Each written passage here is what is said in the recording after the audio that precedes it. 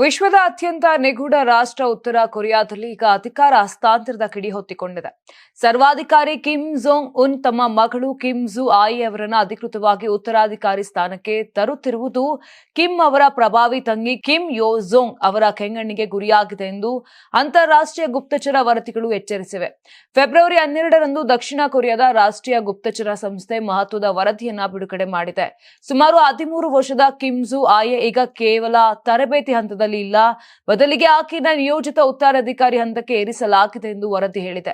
ಇತ್ತೀಚಿನ ಕ್ಷಿಪಣಿ ಪರೀಕ್ಷೆಗಳು, ಮಿಲಿಟರಿ ಪರೇಡ್ಗಳು ಮತ್ತು ಚೀನಾ ಅಧ್ಯಕ್ಷರ ಜೊತೆಗಿನ ಭೇಟಿಯಲ್ಲೂ ಕಿಮ್ ತನ್ನ ಮಗಳನ್ನು ಜೊತೆಗೆ ಇರಿಸಿಕೊಂಡಿರುವುದು ಈ ಅನುಮಾನಕ್ಕೆ ಮತ್ತಷ್ಟು ಪುಷ್ಟಿ ನೀಡಿದೆ.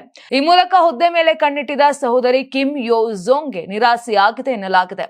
ಕಿಮ್ ಯೋ ಜೋಂಗ್ಗೆ ಉತ್ತರ ಕೊರಿಯಾದ ಸೇನೆ ಮತ್ತು ಕಮ್ಯುನಿಸ್ಟ್ ಪಕ್ಷದಲ್ಲಿ ದೊಡ್ಡ ಬೆಂಬಲವಿದೆ. ಆಕೆ ಈ ದೇಶದ 2ನೇ ಅತ್ಯಂತ ಶಕ್ತಿಶಾಲಿ ವ್ಯಕ್ತಿ ಎಂದು ಪರಿಗಣಿಸಲ್ಪಟ್ಟಿದ್ದಾರೆ. ಈಗ ಕಿಮ್ ತನ್ನ ಮಗಳನ್ನು ಮುಂದಕ್ಕೆ ತರುತ್ತಿರುವುದು ಕಿಮ್ ಯೋ ಜೋಂಗ್ ಅವರ ರಾಜಕೀಯ ಮಹತ್ವಾಕಾಂಕ್ಷೆಗೆ ಅಡ್ಡಿಯಾಗಬಹುದು.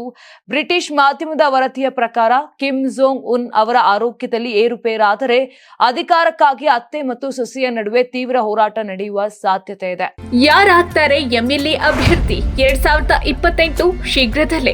ಪ್ರತಿದಿನ ಒಂದೊಂದು ಕ್ಷೇತ್ರದ ಟಿಕೆಟ್ ಆಕಾಂಕ್ಷಿಗಳ ಸಂಪೂರ್ಣ ಮಾಹಿತಿ ಪೊಲಿಟಿಕಲ್ ಜರ್ನಲಿಸ್ಟ್ ಕೆಎಂ ಶಿವಕುಮಾರ್ ಅವರಿಂದ. ಕರ್ನಾಟಕದ ನಂಬರ್ 1 ಡಿಜಿಟಲ್ ಮೀಡಿಯಾ ನಿಮ್ಮ ನೆಚ್ಚಿನ ಕರ್ನಾಟಕ ಟಿವಿಯಲ್ಲಿ ಮಾತ್ರ. ನೀವು ಸಣ್ಣ ಆಗ್ಬೇಕಲ್ವಾ? ಅದು ಒಂದು ಉತ್ತಮ ಆಹಾರದಿಂದ ಸಣ್ಣ ಆಗ್ಬೇಕಲ್ವಾ? ಪ್ರತಿದಿನ ನಮ್ಮ ಜೀನಿ ಸ್ಲಿಮ್ ನ ಯೂಸ್ ಮಾಡಿ ಯಾವುದೇ ಸೈಡ್ ಎಫೆಕ್ಟ್ ಇಲ್ದಂಗೆ ನೀವು ಸಣ್ಣ ಆಗ್ತೀರಾ.